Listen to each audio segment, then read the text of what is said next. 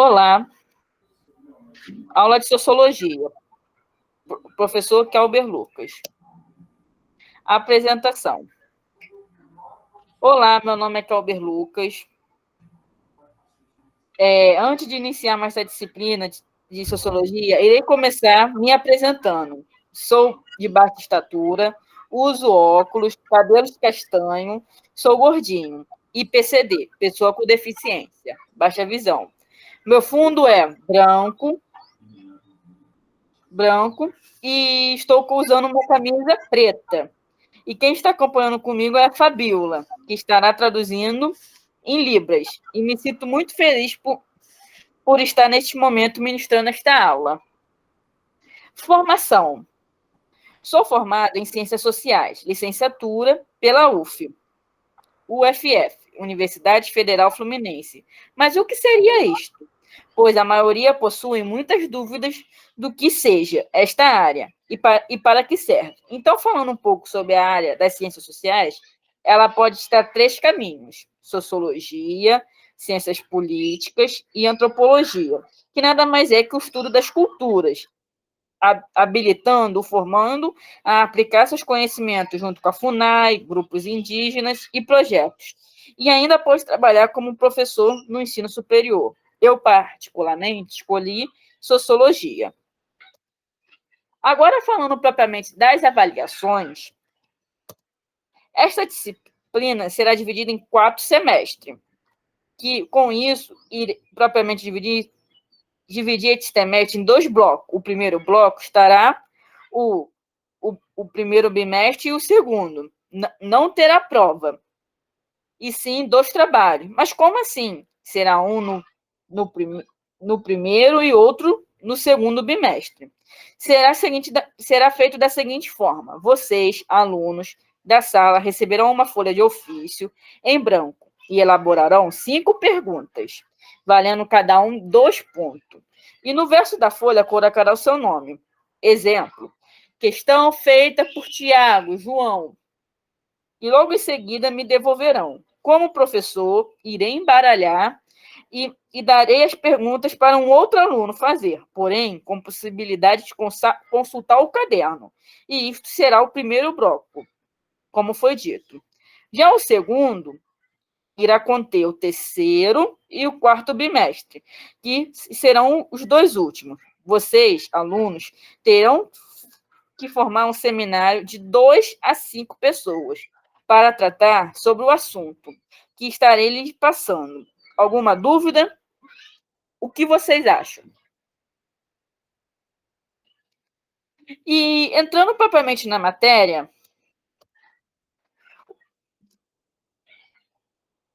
vocês devem estar se perguntando: o que é sociologia? Sociologia é a ciência que estuda a sociedade e os fenômenos que nela ocorrem, sejam eles culturais, econômicos e religiosos.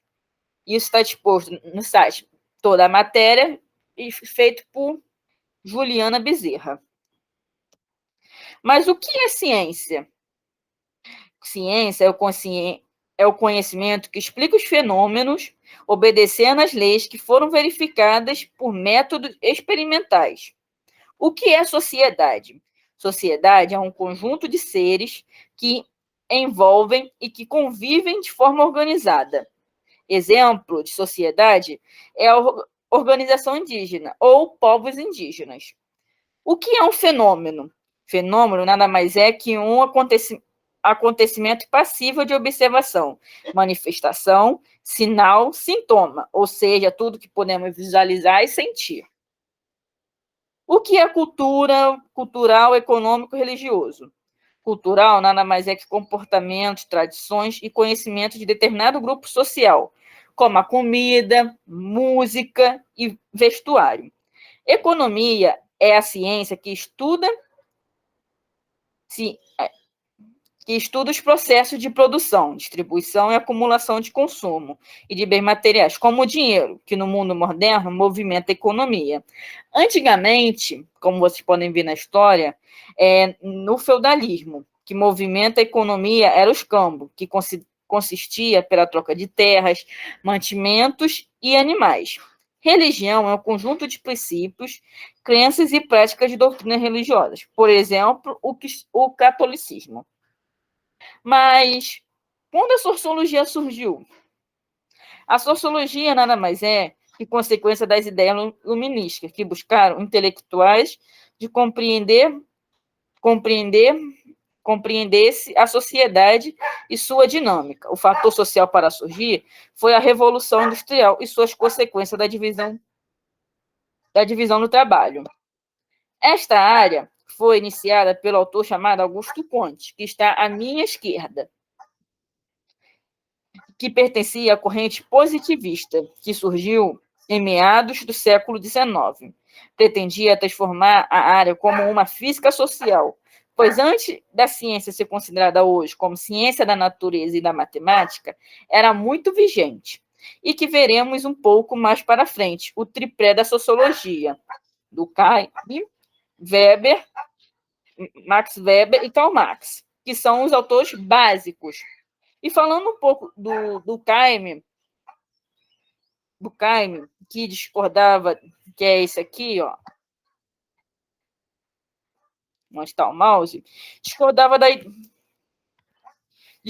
da ideia de que a sociologia, para ser considerada como uma parte dessa ciência natural, e sim como uma ciência os seus próprios métodos, experimentos, entre outras coisas, de forma distinta das que já existiam. Ou seja, de forma diferente, não de ser como uma cópia. E agora, passando agora para alguns vídeos explicativos para sintetizar o conteúdo abordado. Tudo bem com vocês? Eu sou Débora Andrade e sejam bem-vindos ao Quer Que Desenhe. O episódio de hoje é sobre positivismo.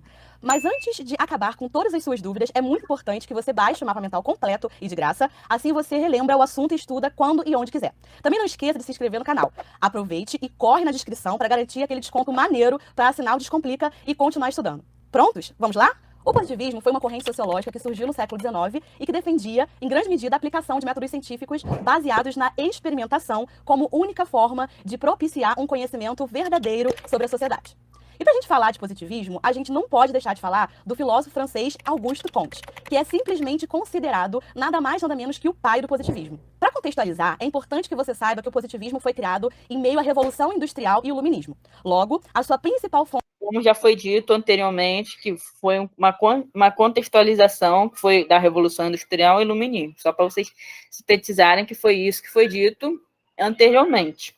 Fonte de defesa de argumentação era que o conhecimento produzido pela ciência era o melhor tipo de conhecimento para identificar problemas sociais, para compreender melhor a economia, a política e a sociedade em si, visto que esse era o intuito desse período, ou seja, compreender melhor a sociedade. Bem, como nada por acaso, toda essa busca por conhecimento tinha um propósito: alcançar a ordem e o progresso.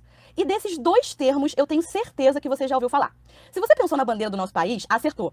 Esse conceito está presente na bandeira do Brasil, trazendo consigo a ideia de atingir a ordem e o progresso através da ciência. Voltando ao filósofo francês, Comte observou o processo de formação dos grandes centros urbanos. Dessa forma, pôde refletir sobre fenômenos sociais absolutamente novos que surgiram em razão das modificações ocorridas na sociedade europeia daquela época.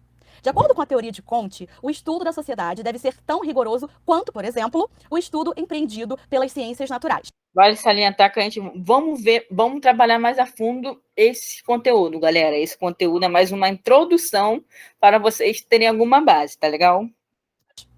Assim, a ciência da sociedade deve ser rigorosa, visando dar à sociologia o caráter de uma ciência universalmente válida, baseando-se sempre na experimentação, a fim de explicar corretamente os fenômenos sociais. Para isso, ele deixa de lado o conhecimento do senso comum e conhecimento religioso e vai se apoiar no conhecimento exclusivamente científico. Dessa forma, Comte defende que a história do pensamento humano se desenvolve do que chamamos de lei dos três estados. A primeira fase é a teológica. No estado teológico, o espírito humano ainda está muito mais voltado para crenças do que propriamente para o uso da ciência como forma de construção do conhecimento.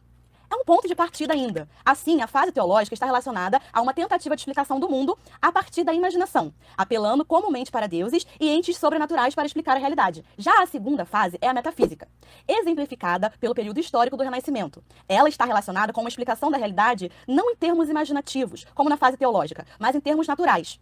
No lugar da imaginação, surge a argumentação metafísica que questiona as explicações que se baseiam em entes sobrenaturais, chegando aí numa fase de transição do indivíduo. E por último, não menos importante, a fase positiva.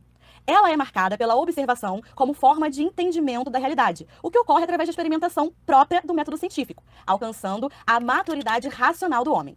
Bom, galera, por hoje é só. Espero que vocês tenham curtido o conteúdo. Não esqueça de baixar o mapa mental em alta qualidade. Esse assunto é muito importante. Vocês entenderam o que é o positivismo, quando surgiu o Comte? Depois da aula vamos falar, tá bom? Melhor. Agora, vou passar um outro bem rapidinho, depois eu boto o slide e o link dos vídeos para vocês no grupo.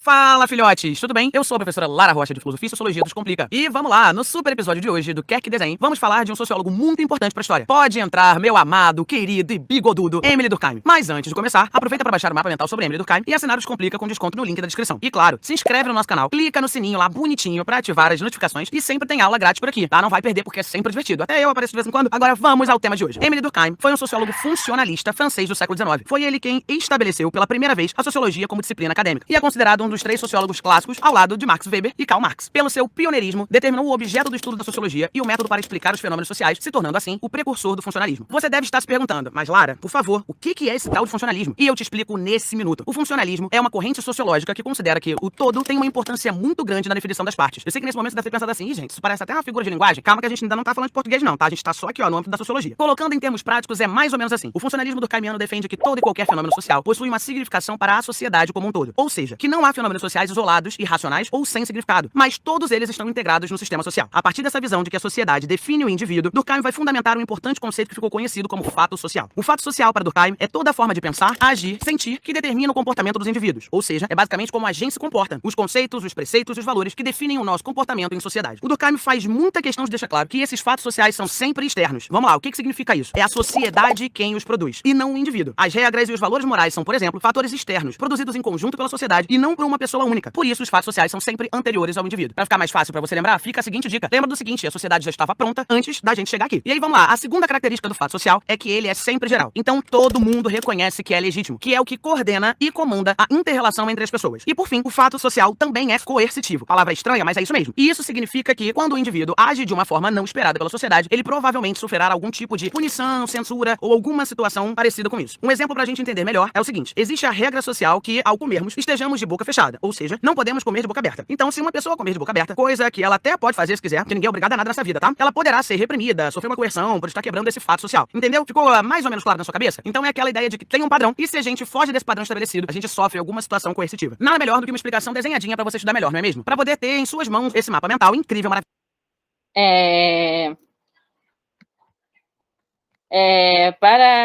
Para esses conteúdos que vocês não entenderam, vão ser explicados mais para frente, tá legal? Eu sei que são muita coisa para vocês absorverem logo na aula introdutória, mas que serão vistas. E agora, para finalizarmos, esse trabalho tem como objetivo preparar uma aula como modo de segunda avaliação para a professora Lises Fernandes, que lecionou a disciplina de pesquisa e prática e educativa 1 de 2022.2. Os recursos que eu utilizei foram os slides, como podem ver, uma pessoa que traduz Libras e as legendas escritas abaixo. Enfim, espero ter gostado.